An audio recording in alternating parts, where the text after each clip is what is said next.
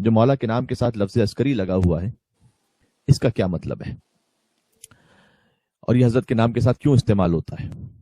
کیونکہ اس کی وجہ یہ ہے کہ متوکل یا واثق باللہ کے دور میں جب اس نے امام علی النقی علیہ السلام کو اپنے لشکر کے معائنے کے لیے بلایا تھا اور امام علی النقی علیہ السلام کو بلندی پر لے جانے کے بعد ایک مرتبہ اشارہ کیا کہ اب میرا لشکر آپ دیکھ لیجئے، تو حد نگاہ تک گھڑ سوار موجود تھے، بہت بڑا لشکر تھا اس کا، اور اس کے بعد مولا نے اپنے دستے ولایت سے اشارہ فرمایا اور کہا کہ اچھا اب ہمارے لشکر کو بھی دیکھ لیں۔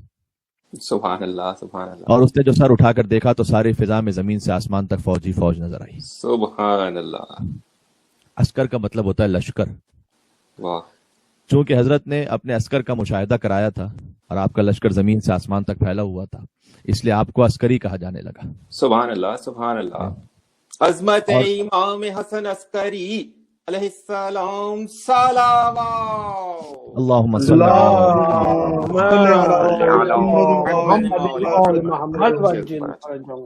سبحان اللہ۔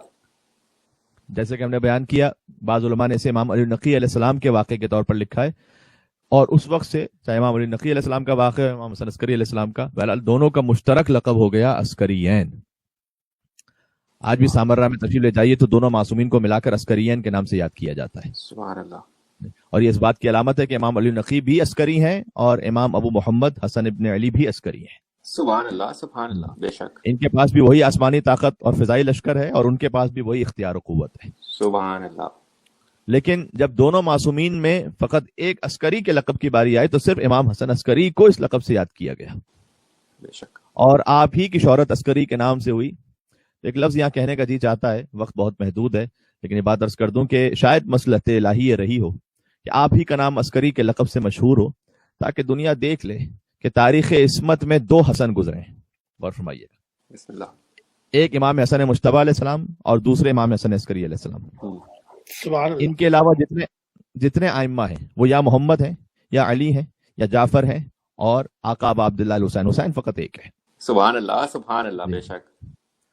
لیکن حسن یا امام حسن مجتبیٰ ہیں یا امام حسن عسکری ہیں، اور دونوں میں بظاہر فرق اس طرح سے ہے دونوں کے حالات میں، لیکن نتیجہ مشترک ہے کہ مولا حسن علیہ السلام نے بھی صلح کی تھی حکم خدا کے تحت، اور بعض افراد نے یہ الزام لگایا کہ اقتدار سے مروب ہو گئے یا تخت و تاج سے نعوذ باللہ مقابلہ نہ کر سکے، اور دوسرے امام حسن عسکری علیہ السلام، اور وہ بھی مصلحتاً چونکہ خاموشی کے عالم میں رہے، بلکہ ایک اگر ہو سکا تو میں آگے عرض کروں گا کہ امام حسن عسکری علیہ السلام کے حالات تو اتنے سخت ہے کہ حتیٰ مولا نے منع فرما دیا تھا اپنے چاہنے والوں کو بھی کہ جب میں باہر نکلوں تو مجھے سلام نہ کیا جائے، اور ایک چاہنے والے کے لیے کتنا سخت ہوگا کہ اپنے امام وقت کو دیکھے لیکن سلام نہ کرے، بے شک۔ اور پھر امام نے کہا کہ تاکہ تمہاری جان محفوظ رہ سکے۔ تو بہرحال امام علیہ السلام کی زندگی بھی زیادہ تر نظر بند ہو کر گزری، ہاؤس ریسٹ۔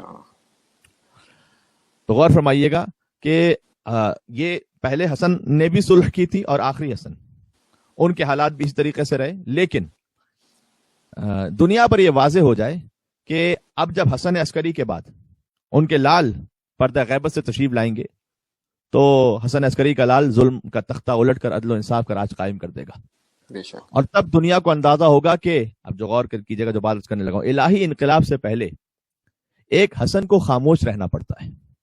سبحان اللہ سبحان اللہ سبحان اللہ سبحان اللہ۔